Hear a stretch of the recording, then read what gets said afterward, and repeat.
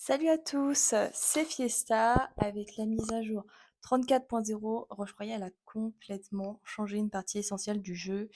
Les équipements ont disparu et ils ont été remplacés par les sorts et les artefacts.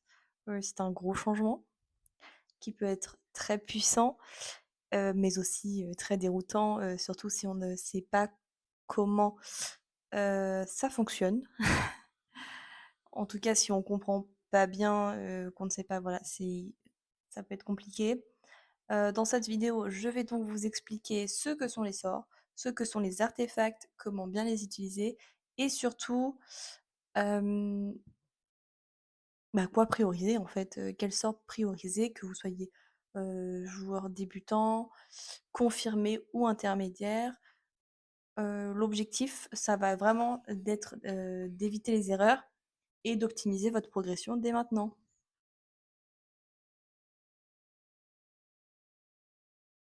Avant, les équipements jouaient un rôle énorme, mais aussi très frustrant.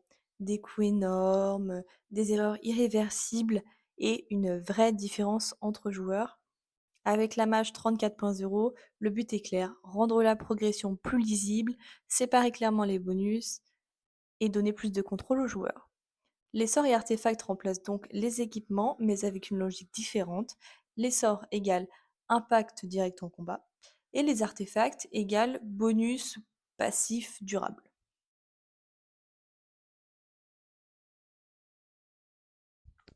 Les sorts sont des actions actives que vous utilisez pendant la partie. Concrètement, ils peuvent booster vos unités, contrôler le plateau ou encore vous sortir d'une situation compliquée. Chaque sort a un effet précis, un coût, un timing important. Ce n'est pas je spam et ça passe, hein. C'est quand et comment l'utiliser. Par exemple, sans trop rentrer dans les détails, ça peut, vous avez des sorts qui peuvent accélérer, une montée en puissance. Ça revient un peu à ce que j'ai dit là, pendant ce début de partie. Sauver une partie mal engagée ou encore optimiser un moment clé, le boss ou certains boss ou, certaines vagues difficiles. Je sais, j'utilise beaucoup mes doigts, mais parce que c'est pour vous montrer que, il y a pas qu'une seule vision, il y a plusieurs possibilités et en plus, c'est personnellement, moi, ça m'aide donc voilà. Conseil très important aussi, sur les sorts, un bon sort mal utilisé, c'est quasi inefficace. Un sort moyen bien utilisé, c'est plutôt game changer.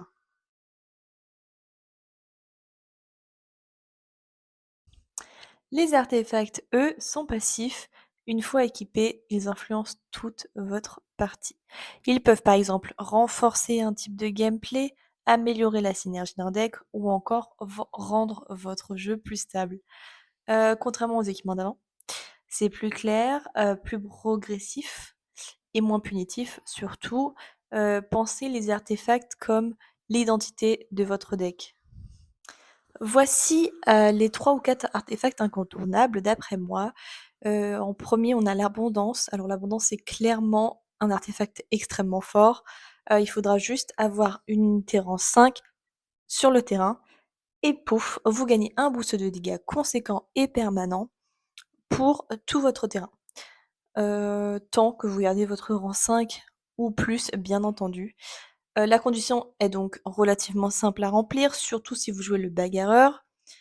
L'artefact est parfait pour moi, pour les decks gourmands en mana, les débuts de partie compliqués et les joueurs qui ont encore peu de légendaires, puisque oui, l'abondance est l'un des premiers artefacts que l'on peut débloquer. C'est un artefact très polyvalent que je recommande souvent aux joueurs en progression. Artefact numéro 2, le contresort. Le contresort est plutôt orienté JCJ, puisque oui, en coop, c'est un peu moins utile quand même. Il permet donc de réduire l'impact des sorts adverses, sécuriser son plateau et garder un contrôle mental sur la partie. C'est très fort contre les decks agressifs ou les joueurs qui abusent des sorts, évidemment, ça existe. Le contresort est aujourd'hui un incontournable dans énormément de decks, surtout si votre DPS ne possède pas de talent de purification intégré. Donc maintenant, l'artefact de croissance. Alors les reliques de croissance sont idéales pour les decks qui montent en puissance avec le temps, mais surtout pour des unités qui se jouent avec un, 2 ou à la grande limite 3 exemplaires de ton DPS sur le terrain. S'il y en a plus, évidemment, comment maintenir les stacks de ta relique? Parfait pour les decks moines, robots, ça fonctionne aussi avec l'archère, pour ceux qui jouent avec un peu plus d'argent dans le jeu. Si ton plan de jeu, c'est de tenir et devenir monstrueux en milieu fin de partie, c'est clairement le meilleur choix.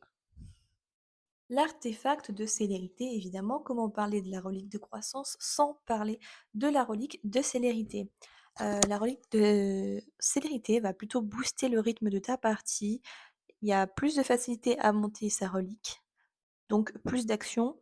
Elle est la meilleure relique pour booster les dégâts des decks avec plusieurs exemplaires de ton DPS, donc plus intéressante que la relique de croissance, qui est plutôt axée sur, quelques decks. Mais évidemment, l'artefact de célérité est débloqué plus tard que celui de la croissance.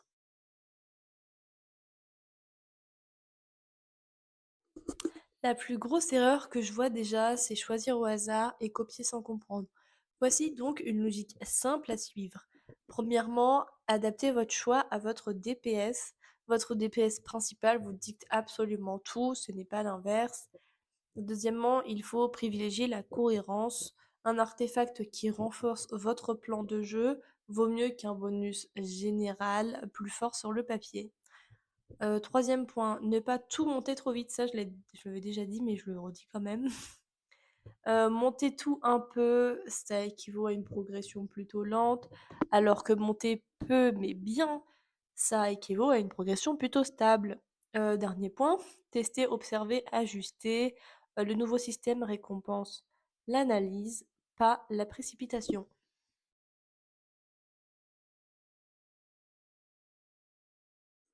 Quelques erreurs que je vous conseille d'éviter. Dépenser vos ressources sans objectif clair, évidemment. Changer de combinaison toutes les 2 parties. Copier, un deck, haut niveau, alors sans avoir le niveau ou les cartes, ça revient un peu à ce que j'avais dit déjà dans la partie du choix du deck. Et négliger l'impact du timing des sorts. Prenez votre temps. La mage 34.0 est pensée pour une progression sur la durée.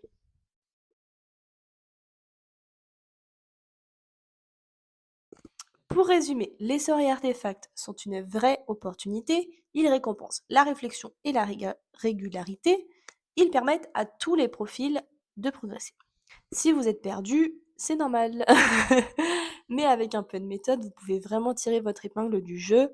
Si cette vidéo vous a aidé, n'hésitez pas à liker, commenter ou poser des questions en commentaire. Et si vous êtes chez DB, vous savez où nous trouver. À très vite pour la suite. Et merci à mon premier lieutenant seigneur. Sans lui, la partie sur les artefacts ressemblerait pas du tout à ça. Donc voilà, un grand merci à lui. Et sans trop vous spoiler, la prochaine vidéo, ça sera son parcours à lui chez DB.